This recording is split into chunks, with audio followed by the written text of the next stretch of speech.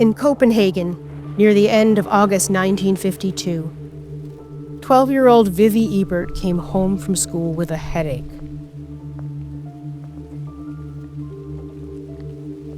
The next day, she had difficulty moving her arms and legs.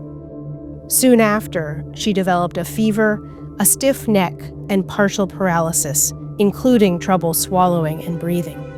She had come into contact with the autumn ghost, polio, and Vivi Ebert was going to die. That was the fear for Vivi and for so many others crowding into the Blydam hospital. Vivi wasn't an anomaly or a rare occurrence. No, Copenhagen was in the midst of a major polio epidemic. Ambulances arrived carrying children much younger than Vivi, while worried parents could only watch from the other side of the window.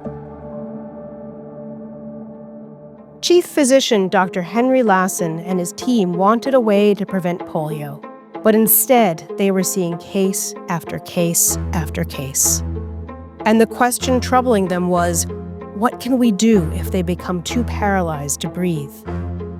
The standard treatment was to place patients in an iron lung, a massive device that wrapped around the patient's body. They were sealed at the neck, and the machine used negative pressure to suck their lungs open.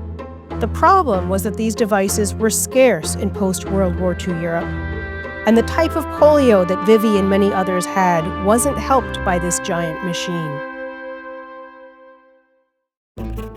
Dr. Bjorn Ibsen, an anesthesiologist, had an idea. Instead of negative pressure, he proposed performing a small surgery in the neck that would allow for positive pressure ventilation, blowing air into the lungs. With Vivi's breathing and blood pressure worsening fast, Dr. Lassen granted permission for the experimental treatment. Vivi received a tracheostomy and positive pressure ventilation. It wasn't without close calls, but she made it through and began to stabilize. Dr. Ibsen's new approach to care could save lives, and what happened next rippled around the world and throughout time.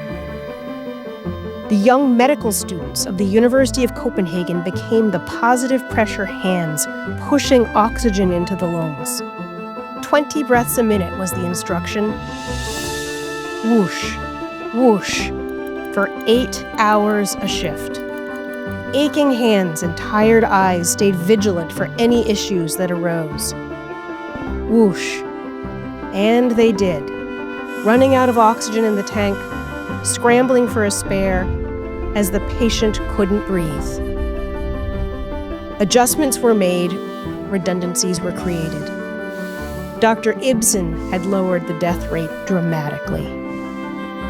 Doctors and nurses from afar flocked to learn the procedures and treatments provided to the hundreds of polio patients with respiratory failure at the Blydam Hospital.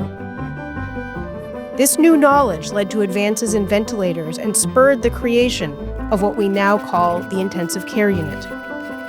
It was a response to a disease that couldn't be prevented because there was still no vaccine. By the spring of 1953, medical students were replaced by mechanical ventilators.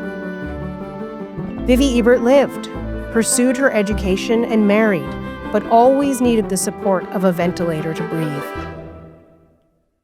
Soon after, in 1955, came the miracle of a vaccine for polio.